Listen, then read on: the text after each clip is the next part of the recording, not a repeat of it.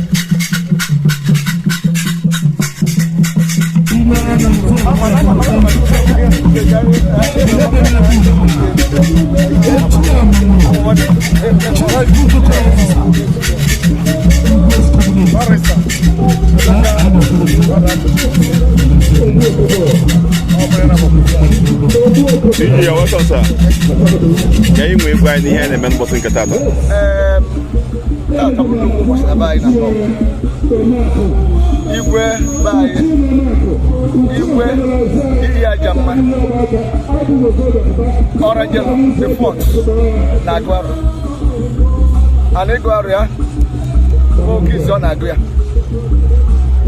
so no bụ mmevaji tata ka ọ ya abịa CIS na anyị ka na-achị anyị nekwa ya anya ya afọ na anyị n'ife ga na-adị n'ọkwa mma ya ga-agba ọbụrụ obodo anyị ya bụ one of the towns ga-abụ the best na Anambra so no ife anyị ya tata nwanne anyị nwoke bụ Ichie Enyi Chieftaincy Charles Ezeagwu onye bụ chairman Iguaro committee and ife ọbụla o tiri aka ọ na-emesi ike ya na ihe ya ahụ tata ihe etikwu ihe azụ aka ọ na-adị na Igbo ị gazi eche ka omenala ya adị omenala Igbo si ị ga-afụ ihe niile tata daalụ sir agazie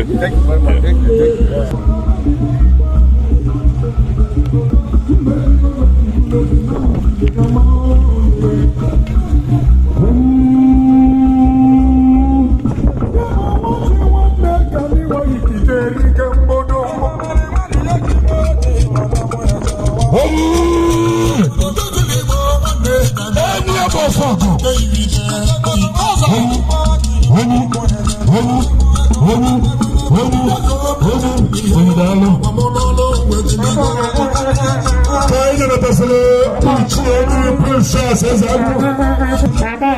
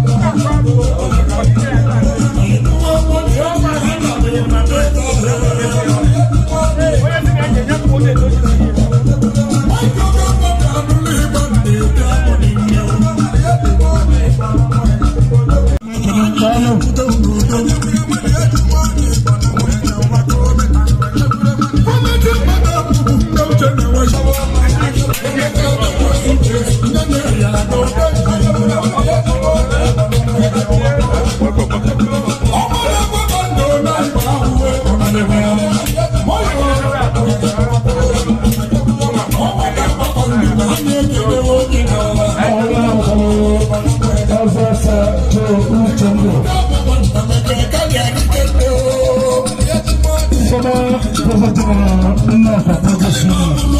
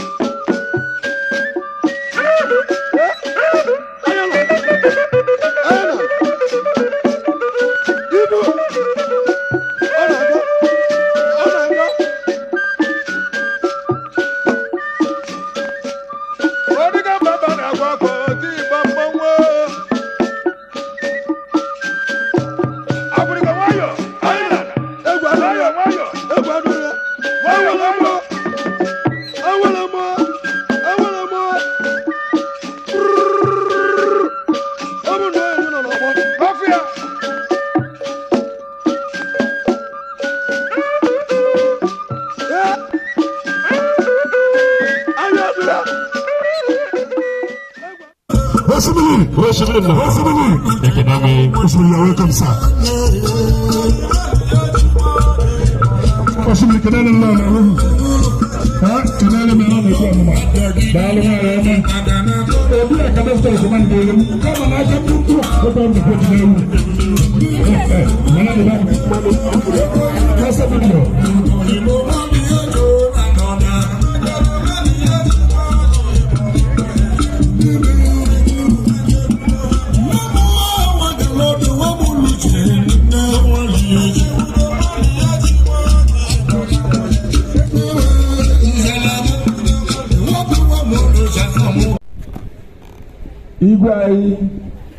Igwe Ajamma, Emmanuel eze nwa Ajamma, eze ọha nyere nke ịnọ nke Nnokwa na-agụ ahọ nke izizi.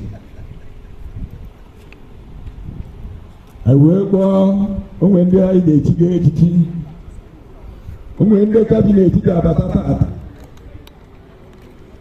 Anyị agbakọzuola wee mee ka unu mara na mgbe eteghị anya na anyị ga-ebido mmemme maka na otego anyị bịara. Ma etu unu si mara na ọnọdụ kịta chọrọ ime sọkwụsọkwụ onye nwee ihe ọzọ ga-eje ka o jebe. Ndị nze Nnokwa, mgbe a ga-amalite ihe a, unu ma na unu ga-agwa ndị ọzọ ka ha nyere unu aka n'ọrụ dịka anyị si emebu ya mbụ. Mgbe a ga-ebidozi dị otu mmemme nke a na-eme kịta, anyị ga-ewepụtara unu ihe Nnokwa jiri biri. Chukwu mere ọ bụrụ na President General Barrister Emeka mmadụ Abuchukwu na ọnọkwu ebe a, nke ndị kabinet na-eme nke ha,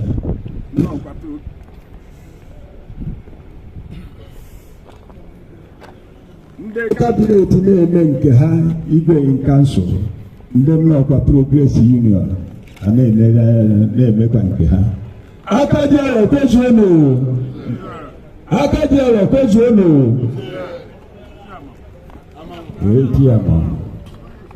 Ona sinna bo nyan no wakana ba ford ba fi ford dos Ichie Enyi apụtago Nnokwa ka ọ nabata ndị nke maka na sọ na arụ ife apụtabịa maka ọ na yes.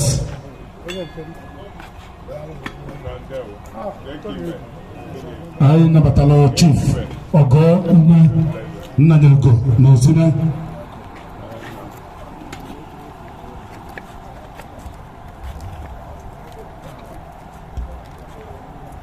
Nnanyelgo ọ dị ofe masina anyị na-ekele n'ụdị pụche daalụ ọkwa nwanne dị na mba anyị na-asị gị nnọọ na Nnokwa. Nnanyelgo na masina anyị ekele n'ụdị pụche daalụ sa Engineer Simon Ikechukwu, sole proprietor Ikechukwu Economic Foundations onye na-abata. A na-asị Engineer Ikechukwu na nnọọ ya ọ bụ onye na-etinye anyị ga-afụ mbata Ikenga n'ibo nọ na ọzọ Dubai ọfa na-abata Ikemba n'ibo ọkwa ndị ọga anyị ekene medalụ ọzọ Dubai. A na-asụ nọ n'ọnụ dịka ichere anụ nọ Ikenga n'ibo na ọzọ Dubai ọfa na-abata.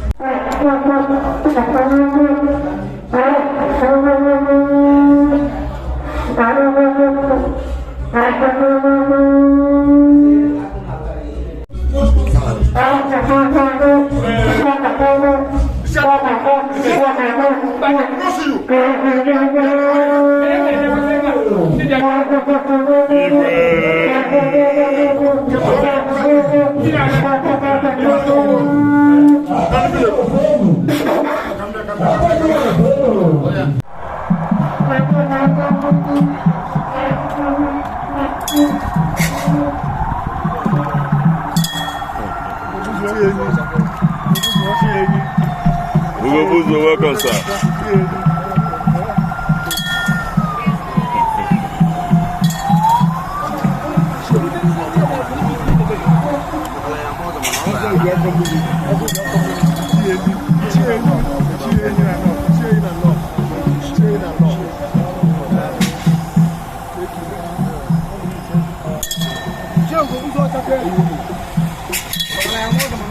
Welcome, sir. Welcome. Ocheke na nipo nyama welcome mune na nipo Ofodum.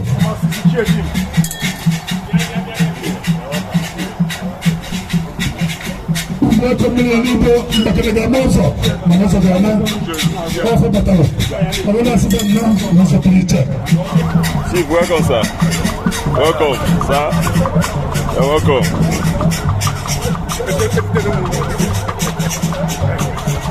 I know that was a representative of the Igwe community.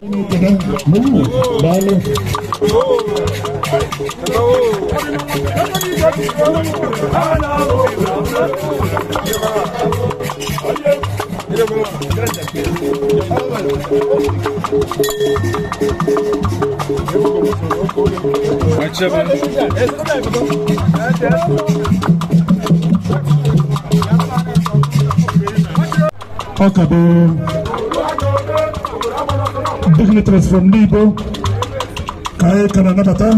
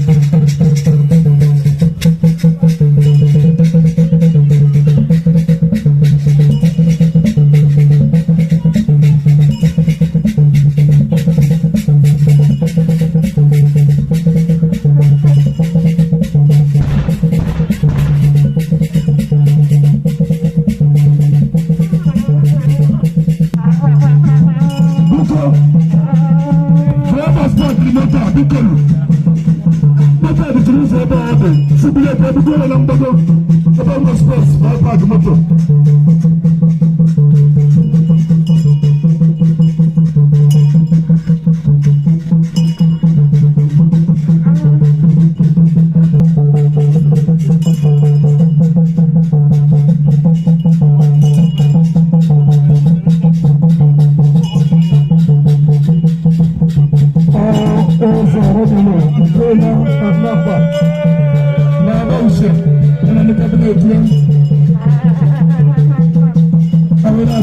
Oranyelu Nnokwa,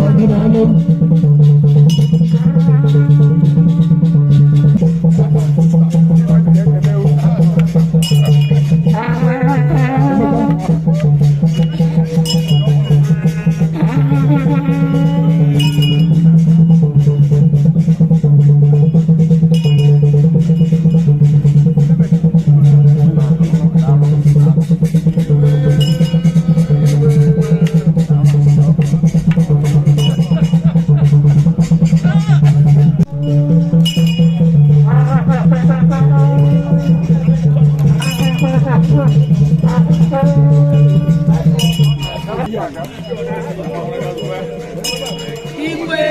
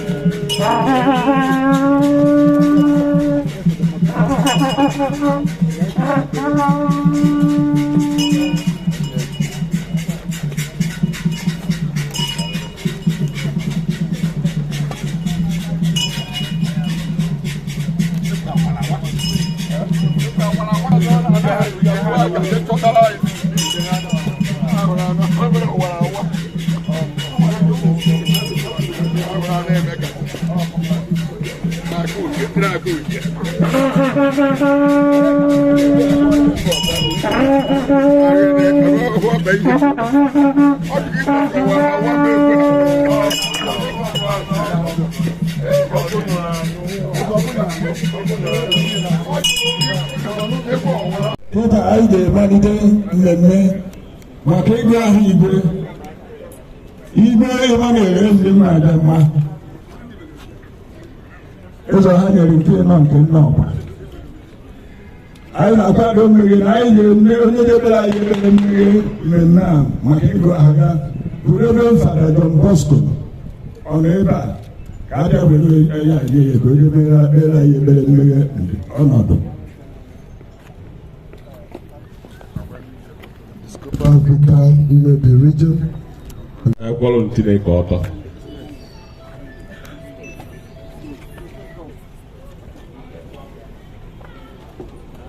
n'afọ nna na nwa na mmụọ nsọ onye nwe anyị nọ n'elu unu Chineke pụrụ ime ife niile eze kachasị eze niile anyị agbakọ n'ụbọchị tata na-ebunye afa gị elu na-aja gị mma. Anyị na-ekele gị n'isi nwaodibo gị onye ịhanyere obodo a n'aka Igwe Ajamma eze ọhanyelu nke ịnọ na Nnokwa onye na-agụ arọ izizi dịka Igwe n'ụbọchị taa.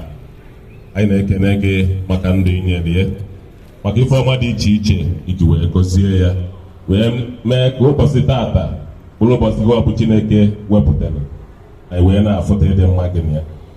Anyị na-eche gị obodo anyị bụ Nnokwa n'iru Chineke pụrụ ime ife niile. Anyị ma na ọ bụrụ na gị nwa bụ Chineke echere obodo n'efu ka ndị nche na-eche. Anyị wee na-akpọkụ gị ka ị bịa wetawakwuo udo tọrọ atọ, weta ịfụnanya, weta aka m n'iru nọnyelụ ndị niile si Igwe wee na-agba odibo a, ndị kabinet, ndị ọzọ dịgasị n'iche n'iche. Onye nwe anyị, ọ gịnwa bụ isi amamife niile. Onye nyere amamife, o nwere ife ọzọ kọrọ ya. Were amamife wụọ ha na Igwe arụ ka a na-achị Nnokwa otu o si wee kwesị. A na-ayọzighị onye nwe anyị Chineke bịa nọnyere anyị n'ife niile a ga-eme taata. Ndị niile ga-esi ebe dị iche iche bịa, ife niile a ga-eme n'ụbọchị taata ruo nke gị nwa bụ Chineke ga-agọzi n'ụzọ pụrụ iche. Ka e were aṅụrị wee mee ya. Mgbe e mechakwara na-ana, ka e were aṅụrị wee na. Ihe ndị a niile ka anyị na-ayọ n'afa Jizọs Kraịst bụ onye nwe anyị. N'afa Nna na Nwa na Mmụọ Nsọ. Thank you very much, Father. The program is on page 92. Today, 92. Is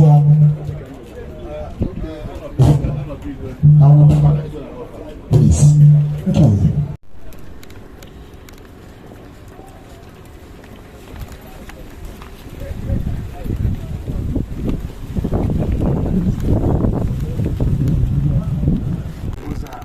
Welcome, sir. Welcome.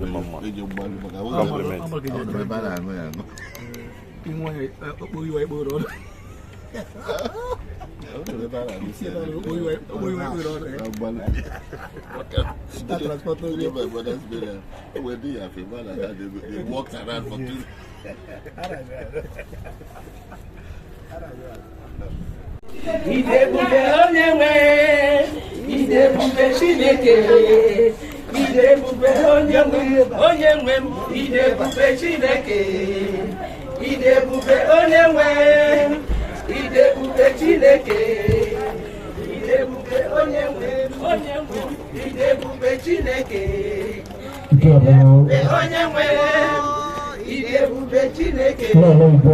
Idebube onye nwe, idebube Chineke, idebube Chineke, idebube onye nwe, idebube Chineke, idebube onye nwe, idebube Chineke, idebube onye nwe,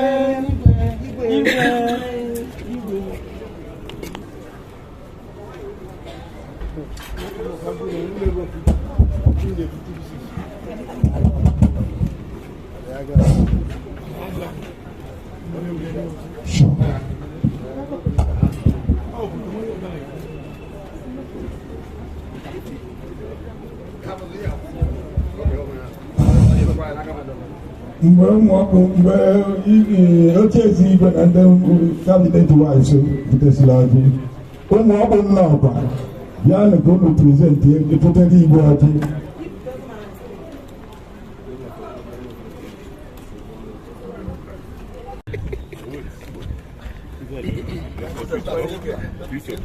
Chief, welcome.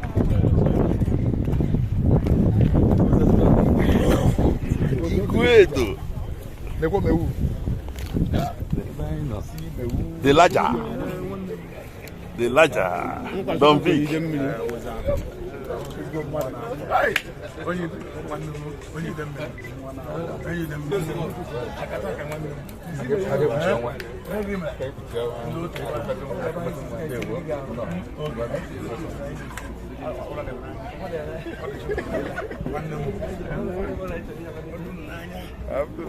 Uza,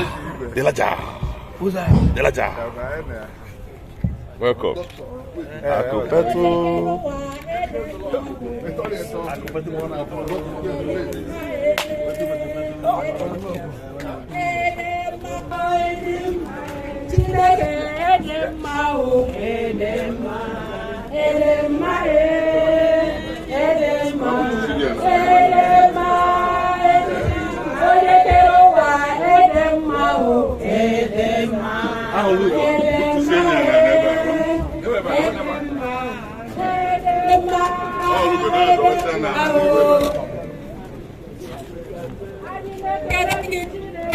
na idebube onye na-eme mma idebube onye na-asa ekpere idebube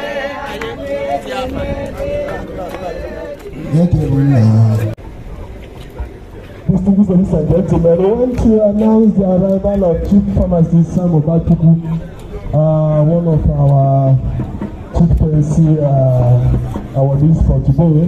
You can see he's being received by the chairman of the planning committee, Ichie Enyi. We'll talk about Chief Ubachukwu, whose profile spans about 6 pages. We managed to compress it to 1. But for now, the Papa wants to welcome him. Shall we? Thank you very much. Chief Sam Ubachukwu, mgbe ogelika nke mbụ na mbụ na Anichi, ebe na Nnokwa ka ọ dị na-abata. A sị na nnukwu mmadụ bụ nnukwu mmụọ, na onye ọ na-aba ọ na-achọ ofe na-agba afịa, o ji wee buru efi n'otu ọgwụ efi. Mgbe ogelika, a na-asị gị nnọọ gịnị ntọrọ achị gị, ya welcome sir.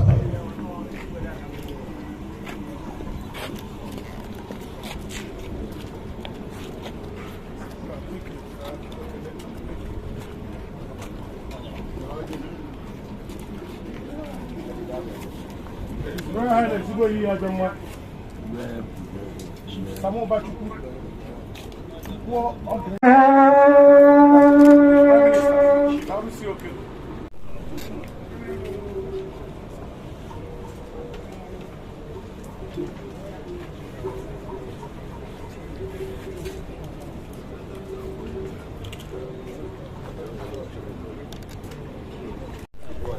Nebechi Felix Ofodum.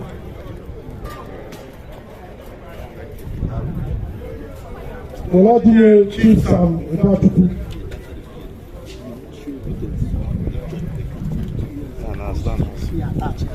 Ogoo zuera n'Igbo.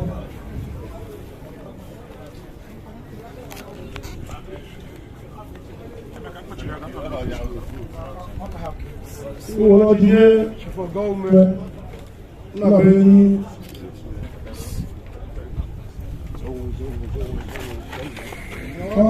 Chika Nnokwa.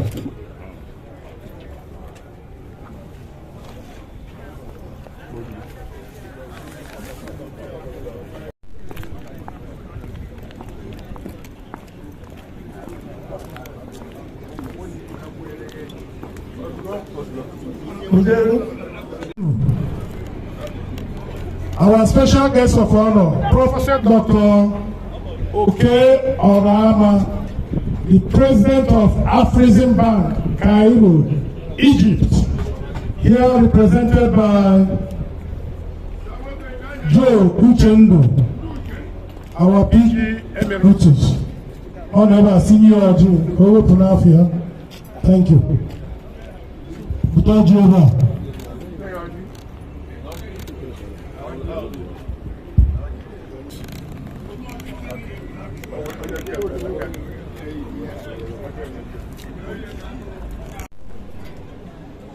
From order.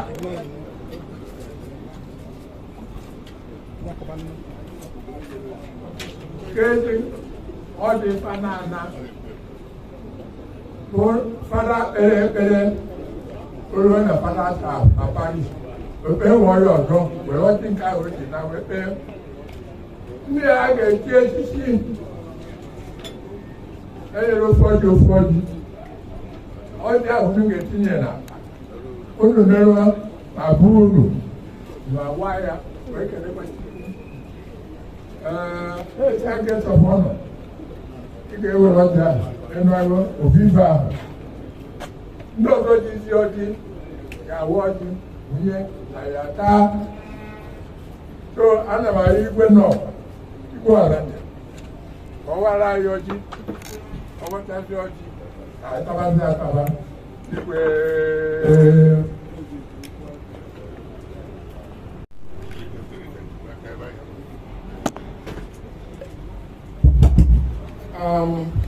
No, what can I move? I can move. What I can do is no. No case look as a bar. Say what I can. And as you know. Otherwise, ezu ụzọ na ọzọ wee ebe ebe a na-ata ụzọ ewe kele Chukwu wee nyekwa anyị nsọpụrụ na ịgụrụ anyị alọ igosi Chukwu na anyị nọ ndụ wee bịa ụnụ nwoke na ya na-asị onye ọrụ ebe nne ya ebe ndị na nne ya ozugbo etu a wee nwekwa ọkwa ọkwa agbara wee ndị be ha anyị na-asụ ebe na ọfụma ife a ga-enye ife ka arụ ọrụ ọ dị adị nsogbu dị n'akịta bụ onye na-erizi onye anụ mana ndị na-ebe a jide afọ ọfọdụ afọ sị gbanyeba agbanyeba a na-asụ niile n'ebe a nọ onye ezigbo ife na nnọọkwa ụnụ na ka ọkwa na-ewekwa ezigbo ife wee naba anyị na-asụ ụnụ ije ọnụ na-eje na ọbịa abịa ọ abịa ekwete dị n'ime nwunye anyị sọpụ nye otu anyị chọka na Chukwu nọ n'eluigwe sọpụ na otu anyị na Chizọka zọ enwe anyị rọ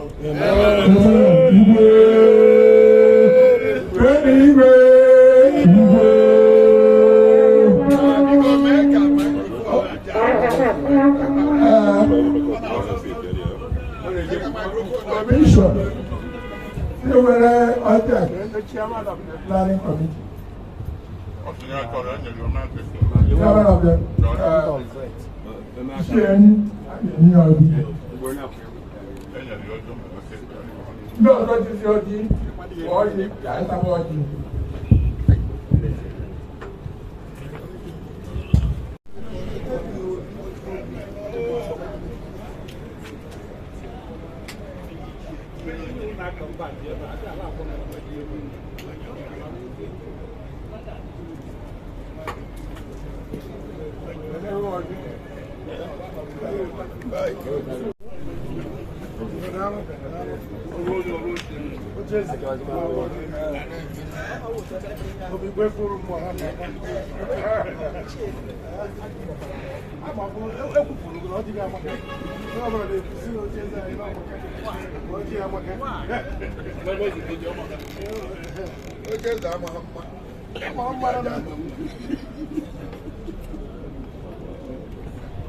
Nnokwa.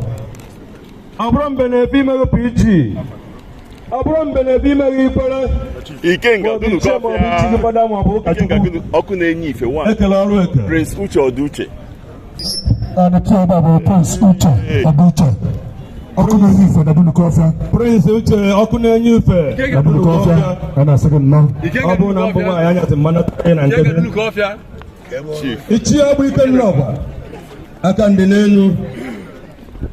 Bajie anyị Igbo Nnokwa na anyị nọ n'obi Igwe Nnokwa na-ekelekwa the organizing committee nke chairman nọ n'isi bụ Prince Charles Ezeagwu enyi Nnokwa enyi mụọ na-amụ iru ya bụ iri ji awụ mmadụ ego No, Enyi has been smiling since morning. Ada amụọ ma ịmarị ọfụma maka nwa 10,000 nyere gị adị mana bada na 10,000 ABS ndị ọta mgbe emefu na-ejebe n'ilo jemadebe ndị ozi si abịa bifo ndị ohi eru ebe a ha eburu na mmadụ pụọ ma egbube stedi ndị sekuriti na-anọ n'ọhịa a na-agba Premier League efu sekuriti man ọ na-enene ndị na-enene bọọlụ mana ọzọ ebe a ka sekuriti man na-abịa enene igwe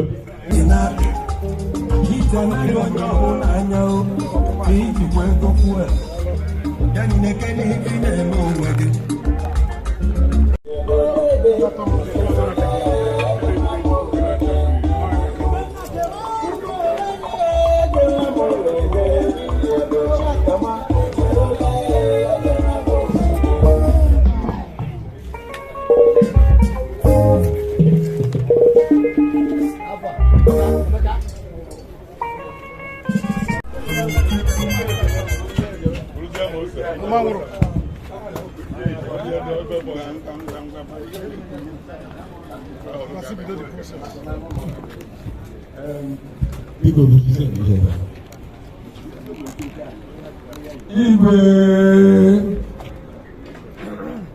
akajalo peno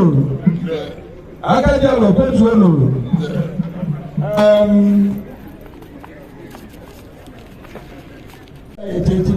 ana atụta unu na-ata atụ ufe maka esi eri ya onye ọbụla ege ntị na-anụ ihe ga-eme unu mara etu Nnokwa si agụ ahụ akajalo petueno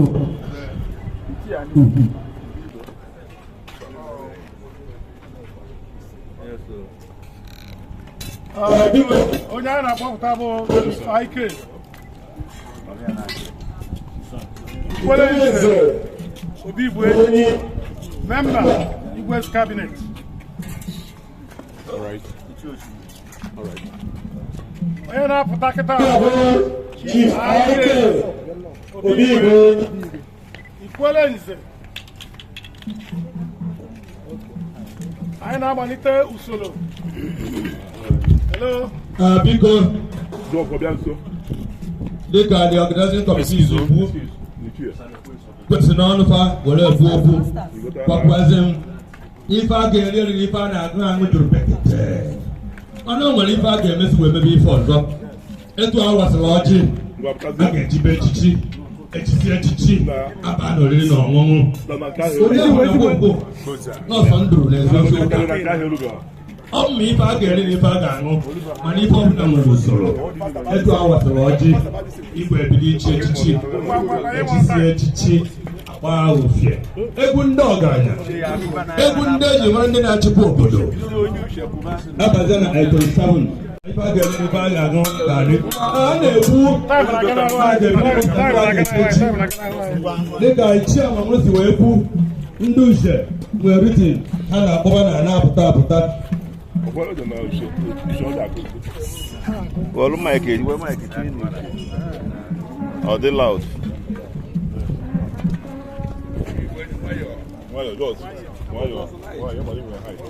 Oscar Udeze Austin Ogowo na-edozi na oposi Isaac nnọọ kwado oposi na-adị mma ọ na-ekene Igwe Obibuenyi Nnokwa gbanyere nne ya onye na-ekorogo n'obi họl nke ọ ga-ekokwa n'obi họl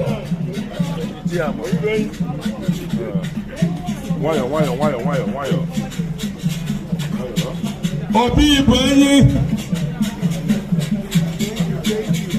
tata ka ọ ga-echi ya Eze Obibuenyi Ubachukwu ụzọ na Nnokwa anyị ekene ego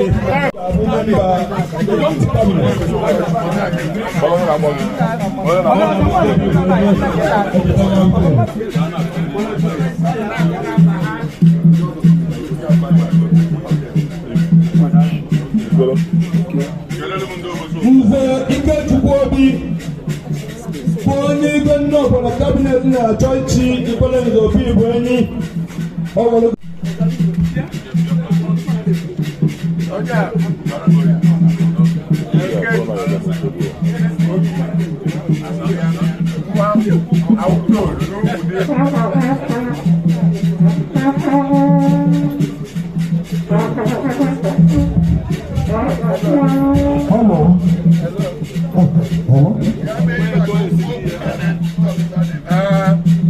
cabinet members and the number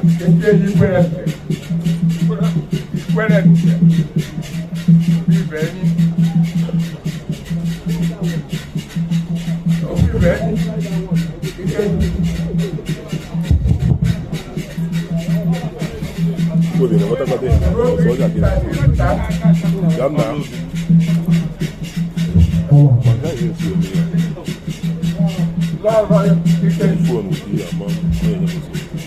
quando colocar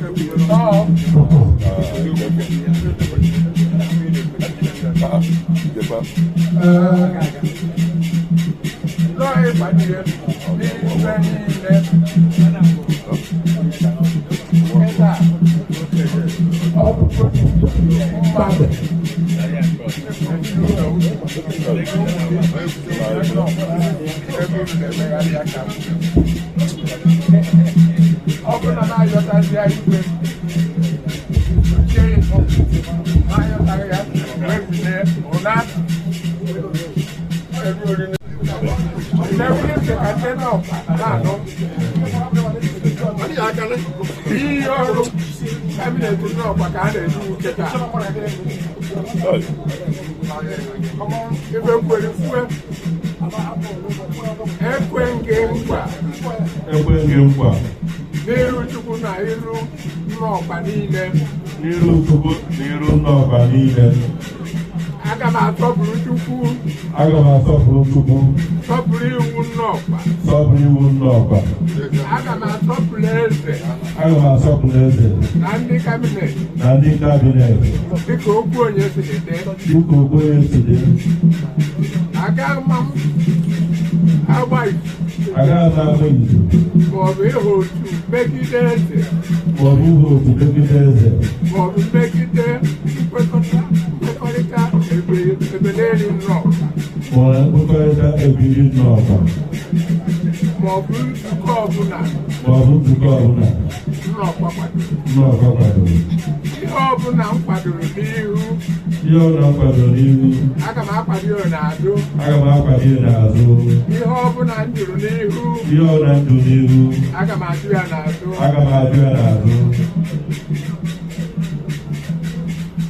agaghị m ekpuchi ihe ọma maka na ọ bụ ogbenye merie maọbụ onye iro m aga m akwado eziokwu oge ọbụla na-anaghị maọbụ na-enyeghị ihe ngo maọbụ ihe onyinye ọbụla aga m ekpuchi ife eze na kabinet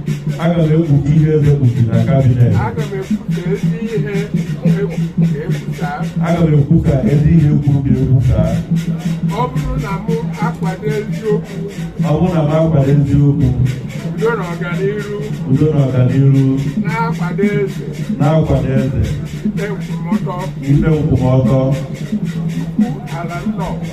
Ukwu ala Nnokwa kwado mgbe niile ma ọ bụrụ na m emegide Chukwu n'ala Nnokwa Ukwu akwadoro m nkịta Igwe ejibezi ewepụ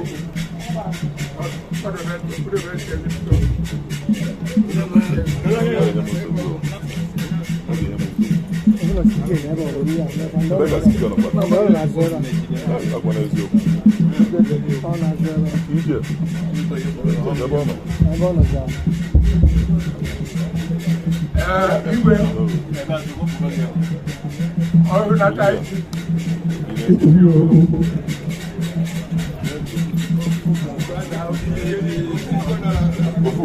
Ofugo.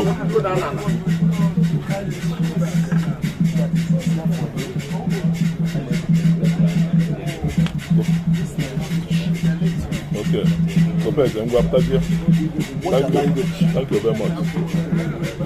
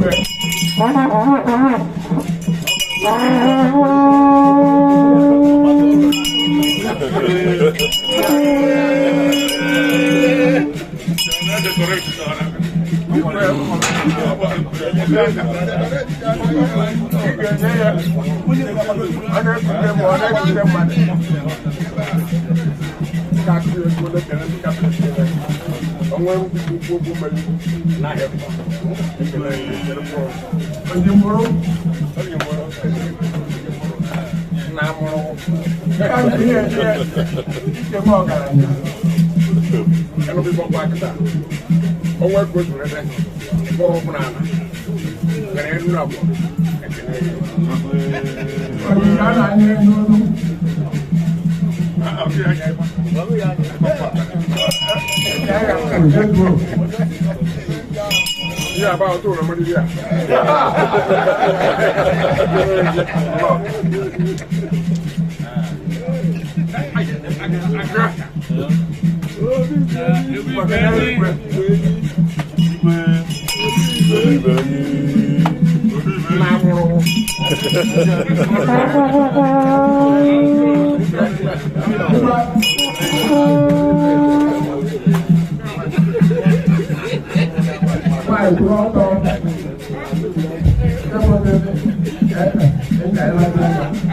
Local United.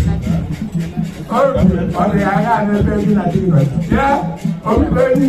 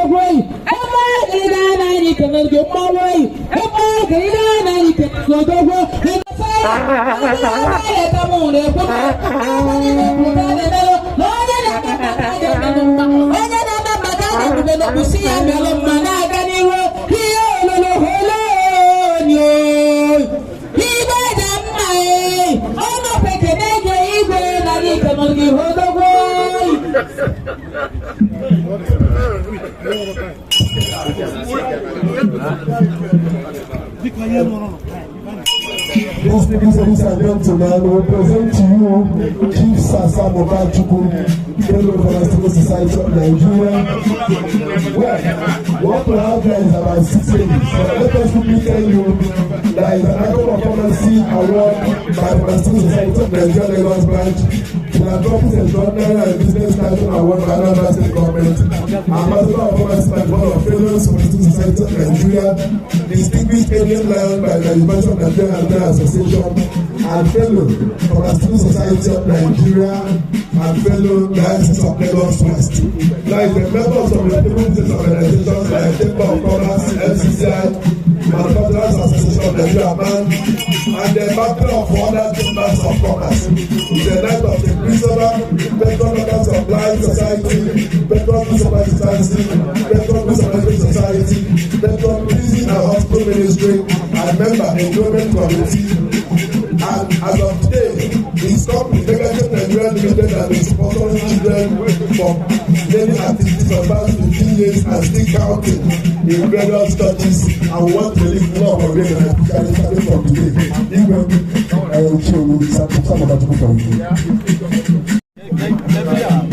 I represent Chief Pharm Ubachukwu, Ichie. Ichie n'ụbọchị tata ebe na Nnokwa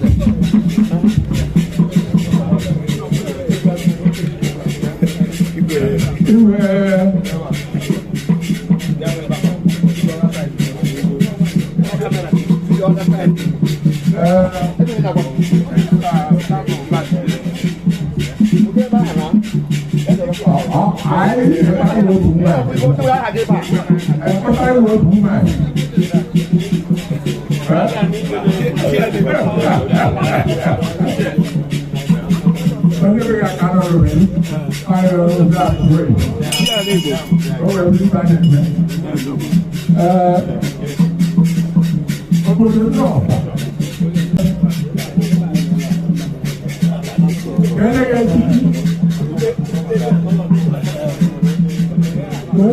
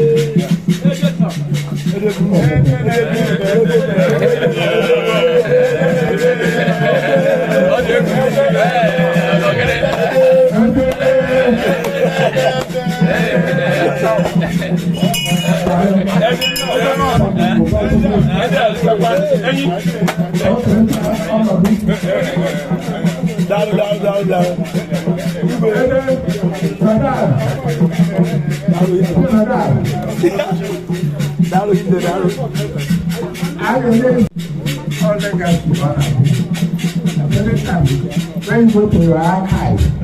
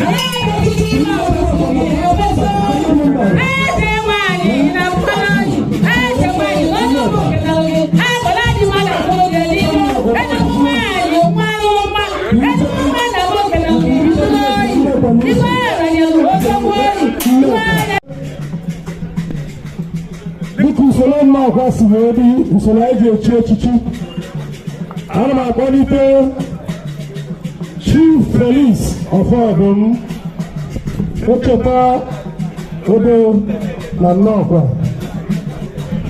Chief Felix of Ofodum.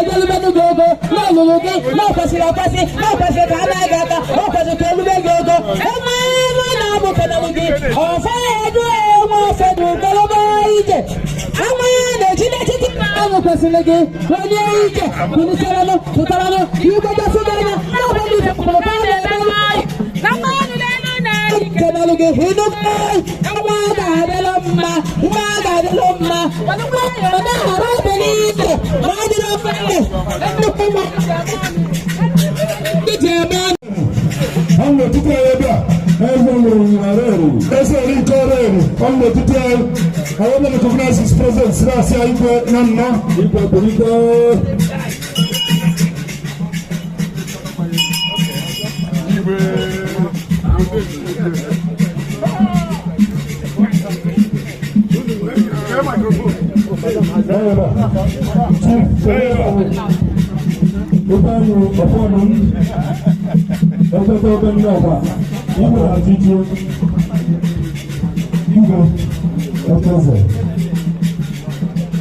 Members of the cabinet, we present you to Felix Ifeanyi of Pharm. It's from Amici, late father of Ajamma of Ofodum. After his educational training, he relocated to Lagos and commenced a very long career in manufacturing, product development and training. As of today, he is managing director of Highness Nigeria Limited, Okpataozuora International Investment Limited, and the two companies are renowned for their products which are produced for and marketed within Nigeria. Over the last 4 decades, 40 years, his companies have established their presence all over the country and now have moved beyond all the 6 stations in Lagos, Cairo, and Abuja. He is happily married with children, looking at the wife president, and they reside in Lagos. He's a very big sportsman and loves other sports laws and actively practices the handicap. Igwe, let's perform for you as confirmed by Ichie Enyi. Igwe, I hereby present Chief Felix of Ofodum from Onyeka. Onyeka Ejeta, Ogoo, Nnokwa. Ofodum and Nnokwa. Igwe.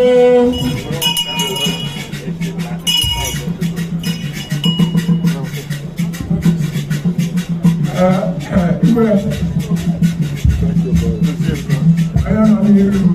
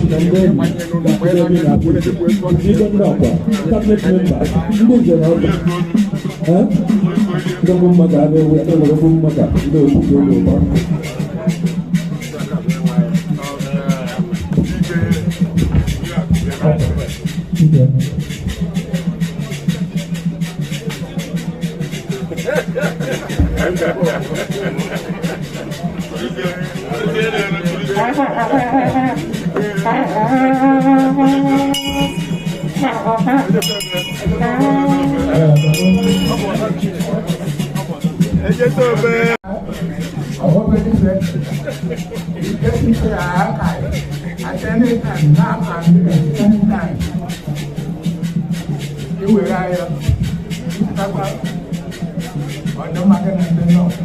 I do my ladies. And the case I Igwe and then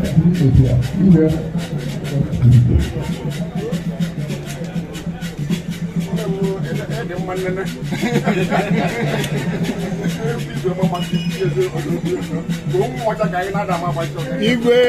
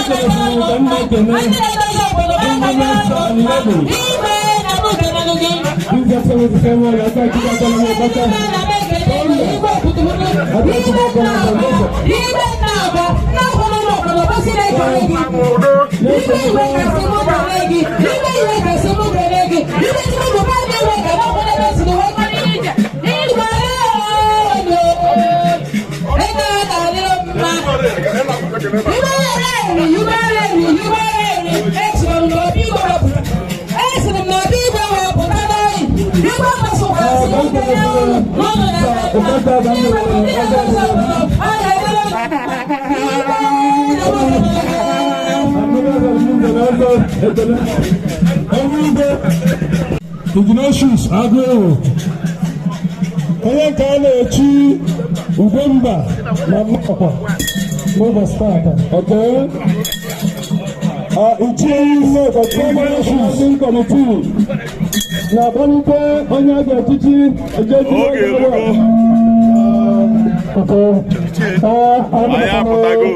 Mr. Uchenna, Director Civil Service.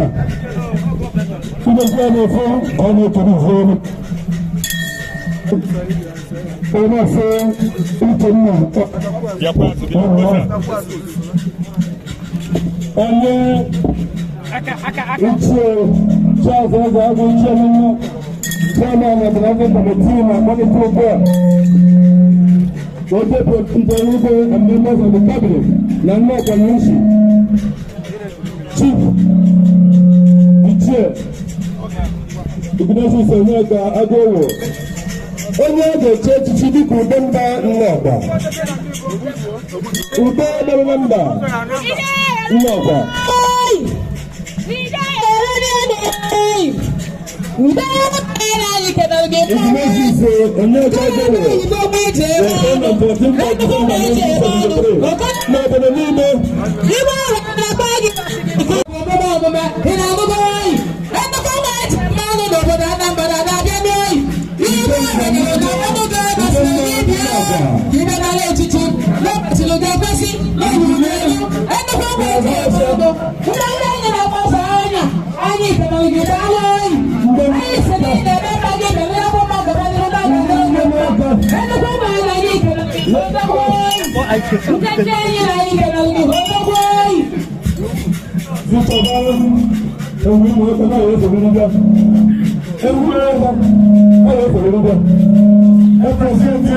Chief Ignatius Aguowo. Ignatius Aguowo from Igwe, Onyeka Ubachukwu, Udemba, Nnokwa. Igwe.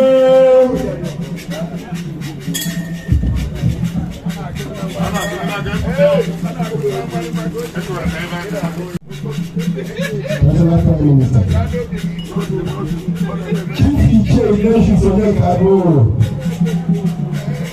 is from Igwe, other side of the military of Anambra State, from the of 8,000 Aguowo. He is the brand owner of Felix baby diapers. The award-winning baby diaper of the year 2020. He is married to Ubachukwu and President and If you just Oranyelu Chieftaincy Titles sits as chairman of the following group of companies. He is the founder of only group of companies, managing director of only Industries Global Limited, managing director of only Ingredients Services Limited, managing director of Ejeta Profile Company Limited, and executive director of only Oil Hygiene Product Company Limited. He is also the chairman of the Prince of Aguowo Help and Academic Foundation, the voice of the Prince Charles. And as of today, 210 beneficiaries of that scholarship for primary to university education, including comprehensive health insurance to any level. This is the person who runs that. Igwe, traditional prime minister, Ichie Enyi.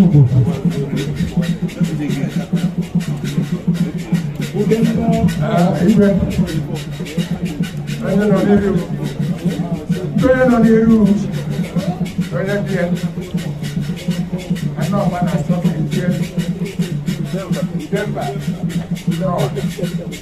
onye n'Igbo ọga ịkọ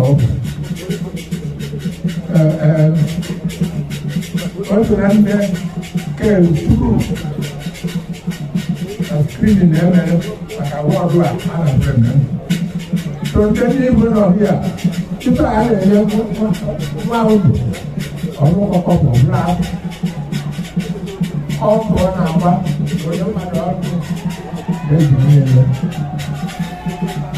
unu ga-enye aka anaghị ike nọ na-aga elu adụrụ barụ sitere ọrụ emechasị onye ọbụla anyị ga-erechi adụrụ maka anyị na-eri na-echeta ọka na-echeta na-echeta anyị anyị kpakara ebe na-ekwupụta mmanwụ o dụlara anya ezinụlọ nwunye ya ji n'ọdịba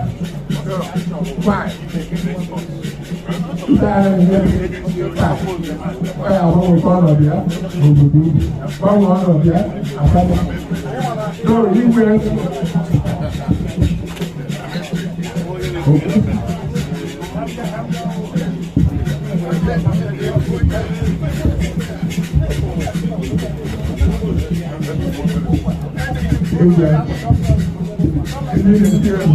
Ugomba Nnokwa Udemba yes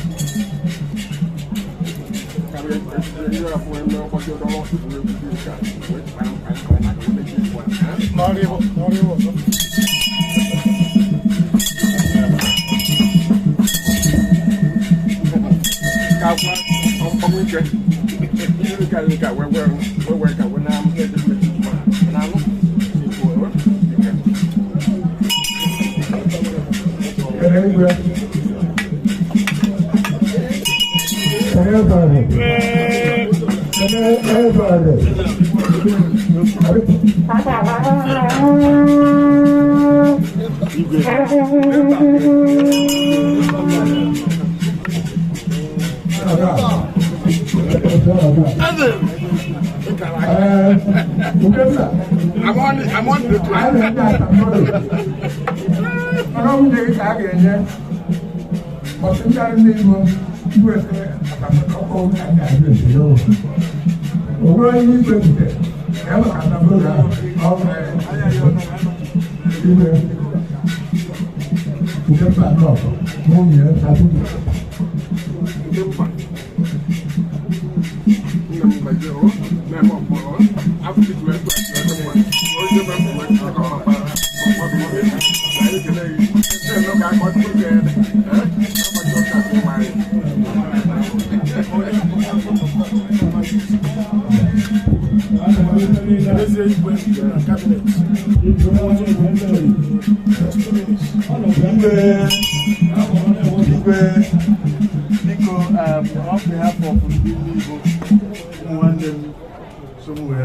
Udemba.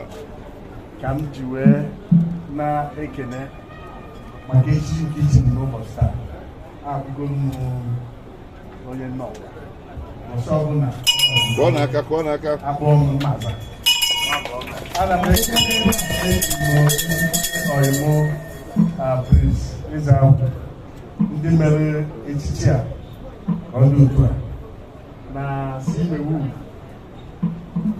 ndị ezi ọrịa Ubachukwu ndị n'ọwa ndị mere uwe obodo a ọsị ichiri ndị otu anyị echichi Aguowo na-abụ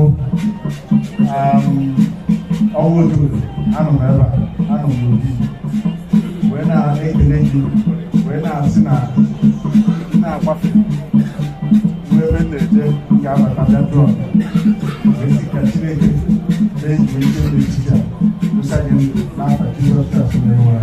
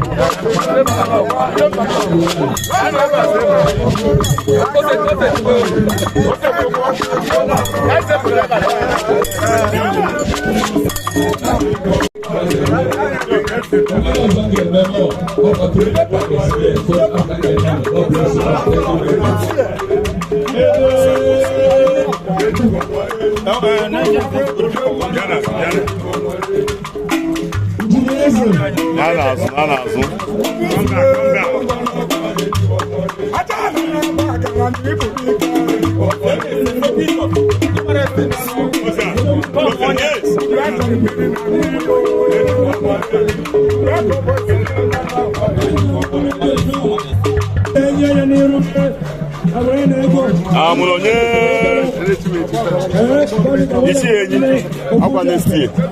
About the next year.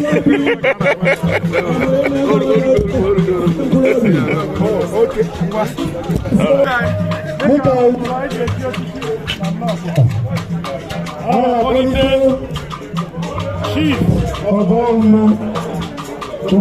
Nnokwa.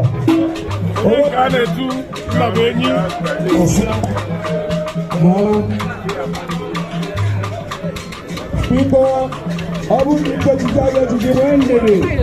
I don't know what you say about the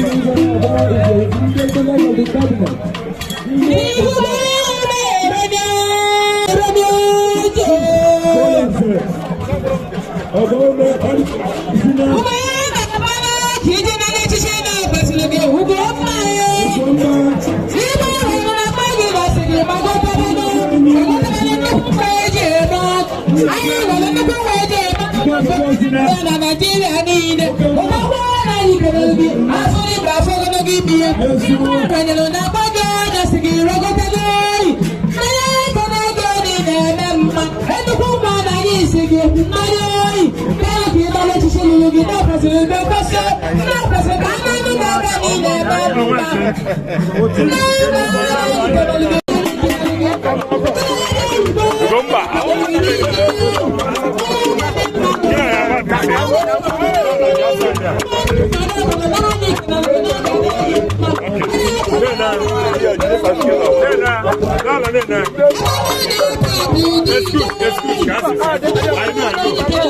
Oh yeah, but don't worry. Okay, Maya Batasia. I didn't want.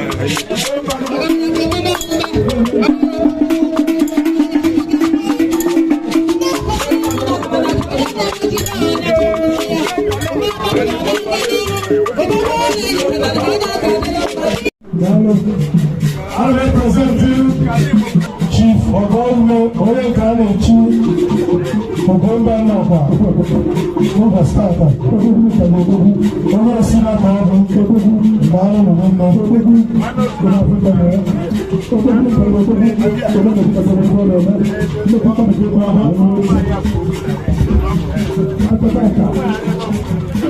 Okay, some silence, please.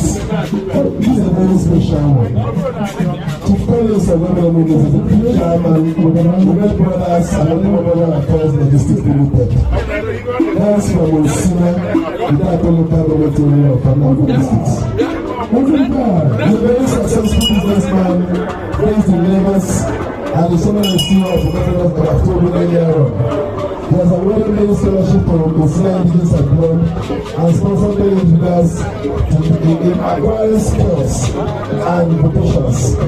He has the current Chieftaincy Titles of Osina and has been confirmed the Chieftaincy Titles of Aguowo of Onyeka, comprised of 12 communities in the local government of Highness State and 1 tower of Ajamma in Anambra State and Iguaro of Obibuenyi and today Ugomba Nnokwa. This is Chief Collins of Umeh for you. Thank you. And Obibuenyi has also confirmed his quality. Thank you very much. Exactly. So,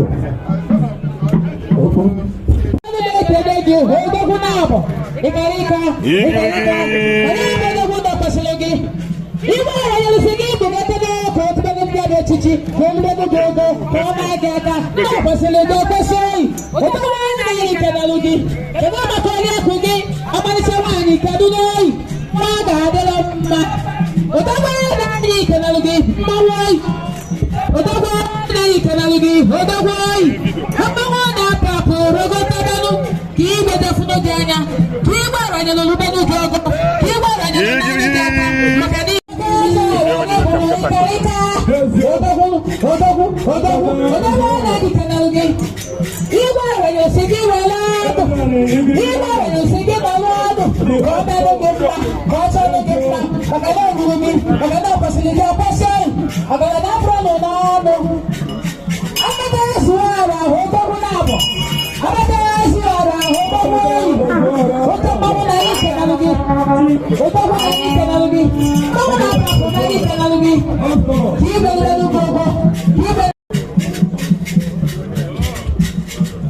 Igwe,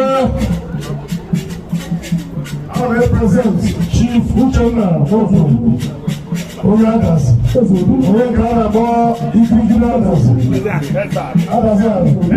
Eze anyị Ikirigi na-adazi ahụ. Ebe anyị na-elu Chioma mmadụ n'ụbọchị taata bụ Okpataozuora. Ozuora. Okpataozuora daalụ ma ọ dịkwa onye nnọkọta ọhụrụ. Ụlọ nnukwu ọnọdụna nnọkwa kwa ọkata ọtụ ụlọ edozi n'onwe onye ọhụrụ ebe a ihe mere ebe a na ya. Okpataozuora Ichie ala Igbo eprezentịrị ndị Chief Uchenna Nnokwa. Eze Igirigi na-adazi sanitation.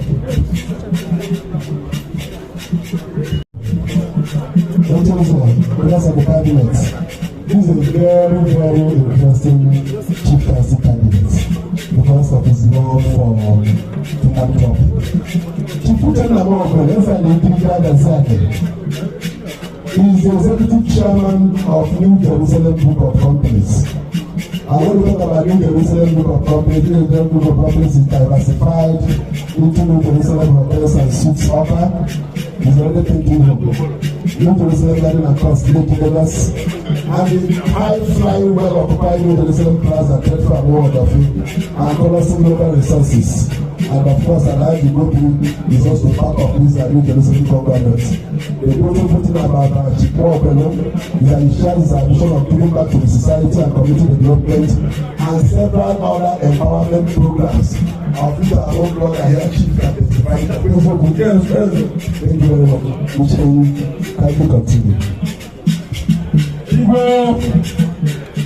I'm going to present Okpataozuora na Nnokwa. Ichie ala Igbo.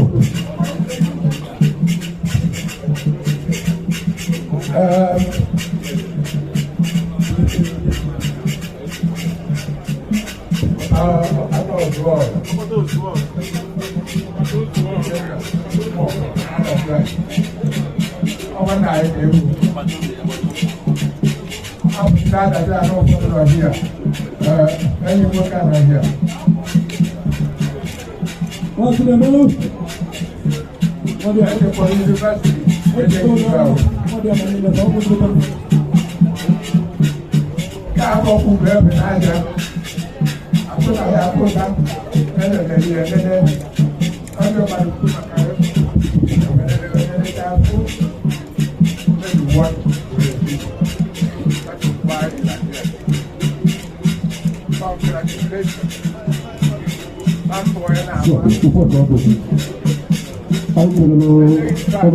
Ajamma, Executive Assistant to the Governor on Community Review. I have said follow the state Ajamma and not Medalo.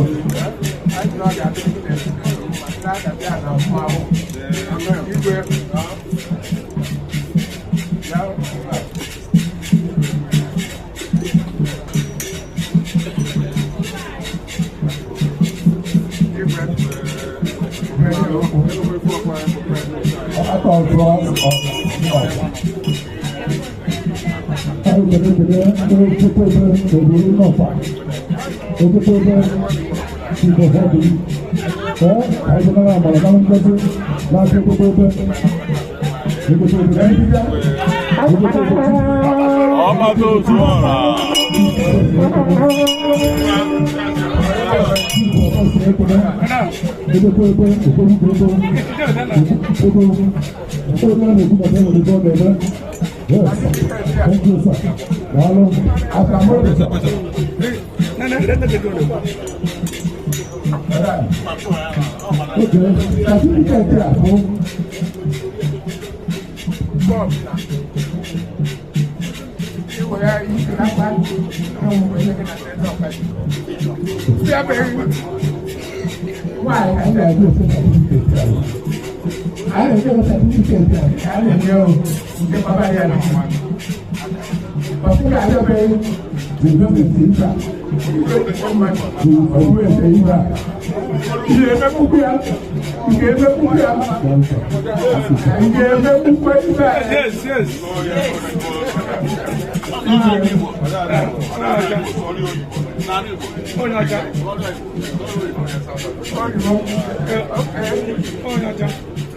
Sorry, when you see my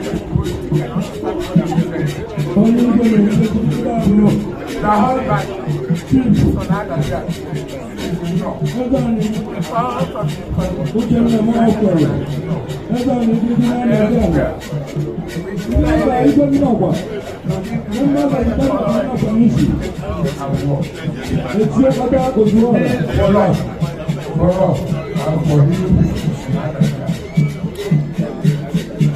We continue to encourage people to do more. In other words, if you go to the Bible says it's more blessed to receive that, more blessed to give than to receive. I'm sure you have a life. God knows why you have. All we are saying is that it's going to be good for you, your family, and every other. Igwe is going to present this certificate. You are going to preserve this certificate. Anytime I come to other than, I will ask you about it. Igwe will send you one of these things.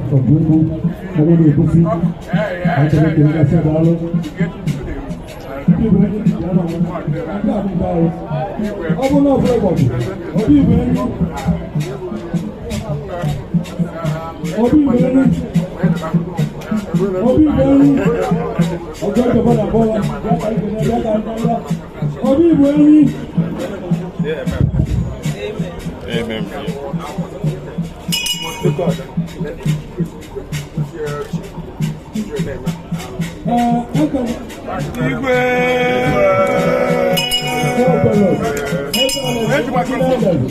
Okpataozuora.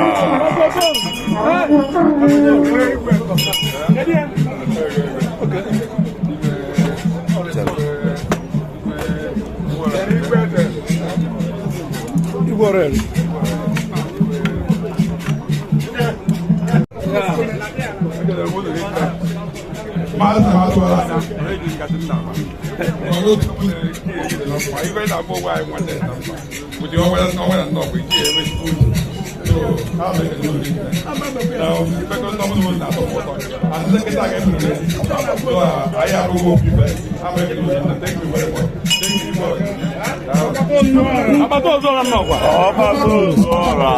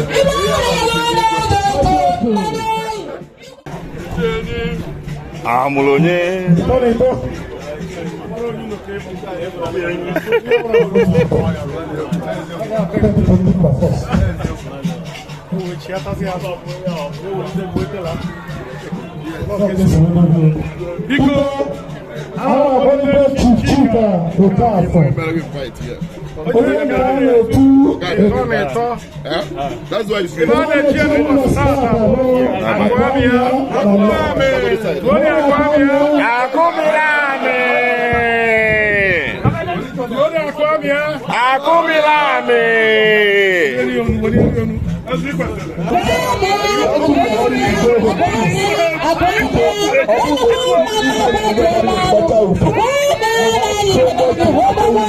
All the villages on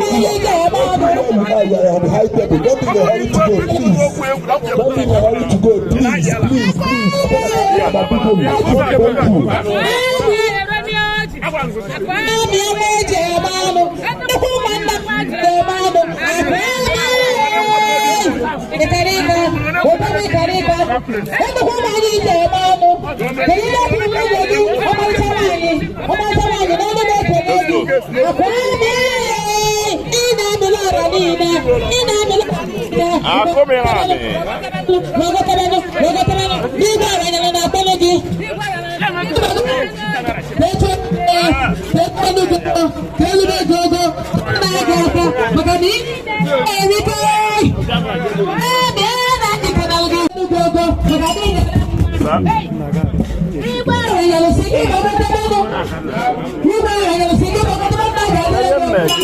What's their problem?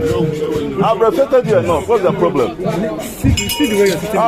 I've been kneeling down here for everybody. Calm down. Don't provoke me.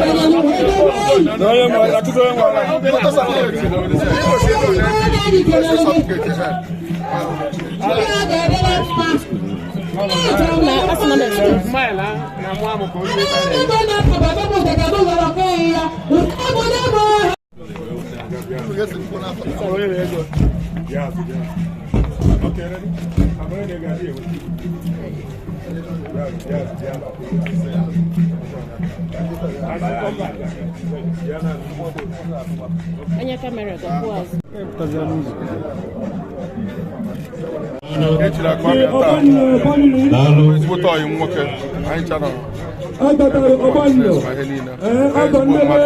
Ajamma and Ichie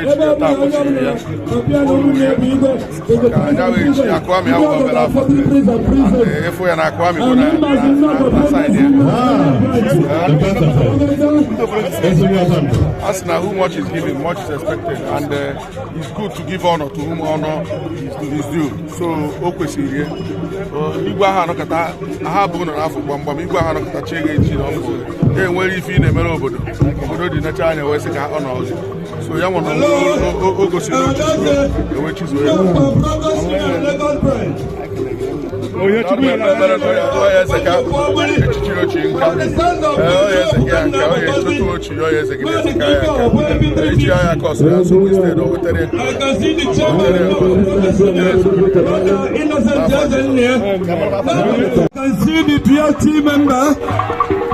BLT member, also Obenewando, and also chief editor. I can see my good in-law, Sampa Stephenebo, Nzeko, Hanyiachiaza, Nzeko, Ayachiaza.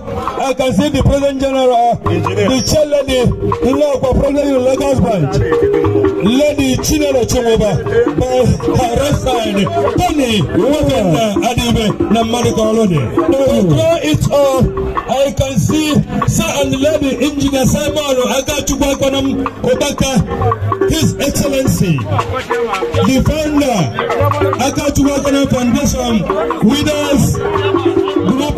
I can see Ichie Enyi. Yes, sir. As a dom, as a quarry, as a general, I can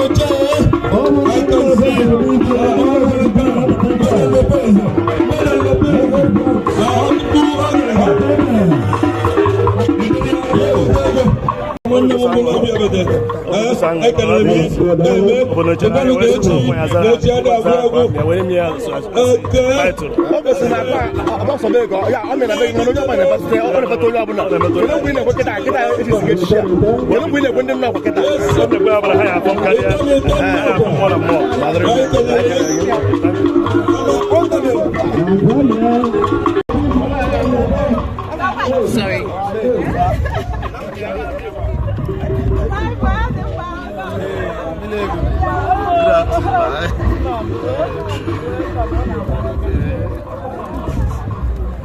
Sister Banyof, Maho.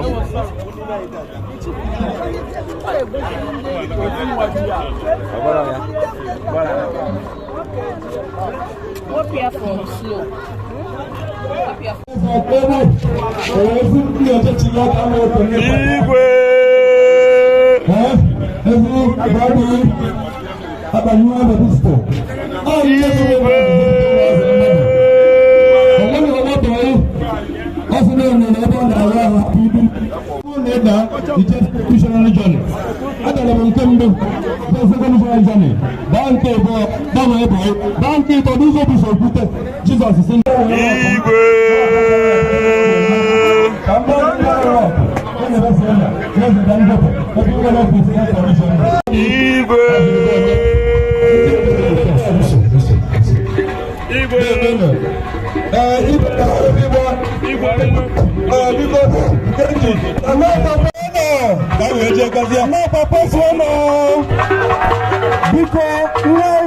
The special guest of honor, Igwe, Tata, Igwe, so okay, Orama.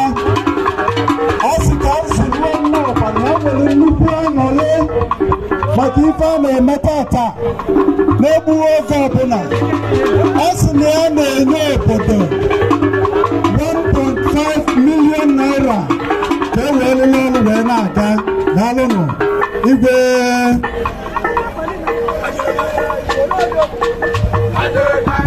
Thank you very much, Professor Benedict Arama, represented here by Sato Jendo. Emmanuel Pastor. Oh, when you are not about in Nakofia, Neku, Umeh Onyeka, Umeh Ugomba, Nebechi, Iguaro, I can not choose the Ugomba. Makana look at it Nandalo, Nandalo, where does in the motion? No. Anyị baka enwefe mmadụ bụ anyị ekwu nọnụ ndị ọrụ mana ọgbagọta eziọgọ ebe ụgbọala si na ice water na ọ bụrụ na ọ dị igwe gbagọtasị ya yes in a situation like this there's nothing we can do than to accommodate but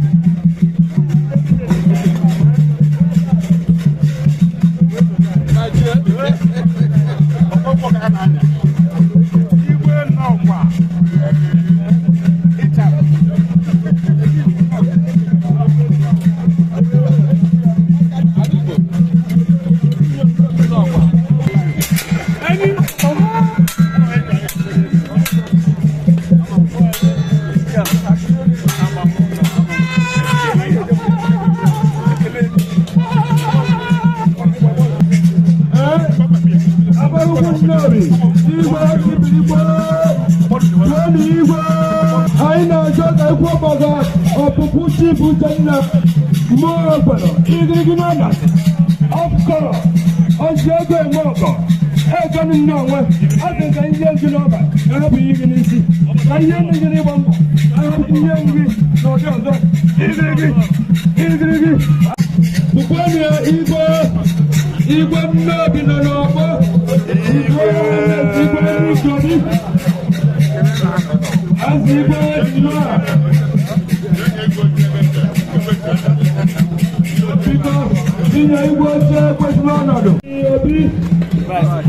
Igwe Igwe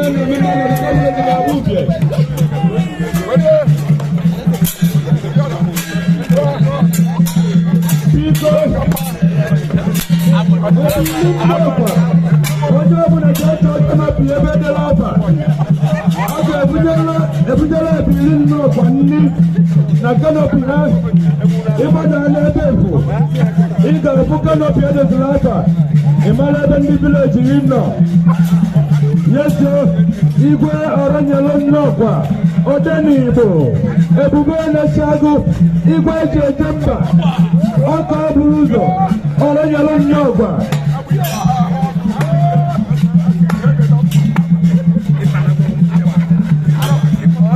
Igwe ndị nọọsụ na-ekwu ụzọ abụba anya.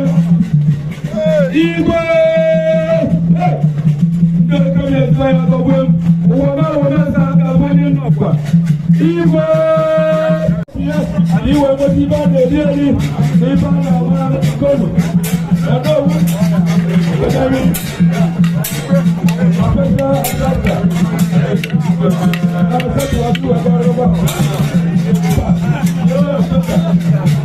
Area Ejeta n'owu asọ ndọrị na mgbapụ na-asọta negosi ayo